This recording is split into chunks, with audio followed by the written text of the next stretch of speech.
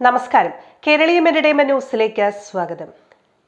വാക്കേറ്റവും തർക്കുത്തരവുമൊക്കെയായി ബഹളമായി മാറിയിരിക്കുകയാണ് big boss വീട്. നിസ്സാര കാര്യത്തിന് പോലും മത്സരാർത്ഥികൾ തമ്മിൽ തല്ലുന്നതാണ് ഈ ദിവസങ്ങളിൽ കണ്ടുവരുന്നത്. ഇതൊരു ഷോ ആണെന്നും അവിടെ കാണിക്കേണ്ട മര്യാദകളുണ്ടെന്ന് പോലും പലരും മറന്നിട്ടാണ് പ്രവർത്തിക്കുന്നത്. മത്സരാർത്ഥികളുടെ ഇത്തരത്തിലുള്ള പ്രവർത്തികളിലുള്ള അതൃപ്തി രേഖപ്പെടുത്തിക്കൊണ്ട് എത്തുകയാണ് പ്രേക്ഷകരിപ്പോൾ. കുട്ടികൾ മുതൽ പ്രായമായവർ വരെയുള്ള ലക്ഷക്കണക്കിന് ആളുകൾ ഒന്നിച്ചിരുന്ന് കാണുന്ന ടെലിവിഷൻ പരിപാടിയാണ് ബിഗ് ബോസ്. അതുകൊണ്ട് തന്നെ ഈ ഷോയിലൂടെ സമൂഹത്തിന് നല്ല സന്ദേശം കൊടുക്കാൻ കൂടി സാധിക്കണമെന്നാണ് പൊതുവായ അഭിപ്രായം.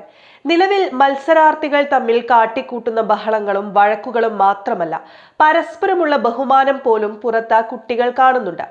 നമ്മുടെ കേരളത്തിൽ ജാതി മതഭേദമന്യേ എല്ലാ കുടുംബത്തിലും കുട്ടികൾക്ക് പറഞ്ഞു കൊടുക്കുന്ന അടിസ്ഥാനപരമായ കാര്യങ്ങളിൽ ഒന്നാണ് പ്രായത്തിന് മുതിർന്നവരെ ബഹുമാനിക്കുക എന്നുള്ളത്. ഈയൊരു മുതിർന്നവരോടുള്ള ബഹുമാനം കർശനമായി ബിഗ് ബോസ് വീട്ടിൽ നിലനിർത്താൻ പറ്റിയാൽ ബാക്കി എല്ലാ തരത്തിലുള്ള ബഹുമാനവും അഥവാ റെസ്പെക്റ്റും താനെ അവിടെ പ്രതിഫലിക്കും. അങ്ങനെ സമൂഹത്തിൽ ഒരു മാറ്റം കൊണ്ടുവന്നാൽ അത് ബിഗ് ബോസ് മലയാളത്തിന്റെ വലിയൊരു വിജയം തന്നെയായിരിക്കും. മുതിർന്നവരോടും വാഗ്വാദങ്ങളിൽ ഏർപ്പെടാം, അവരോടും തർക്കിക്കാം, പക്ഷേ പ്രായത്തോടുള്ള ബഹുമാനം നിലനിർത്തിക്കൊണ്ട് ചെയ്യാം. അടിസ്ഥാനപരമായ മര്യാദ നിലനിർത്താം. ഇനി അഥവാ വാക്കുകൾ അതിരുവിട്ടു പോകുന്നു എന്ന് തോന്നിയാൽ മാറിപ്പോവുകയും ചെയ്യാം. Entertainment desk, Keraleeyam.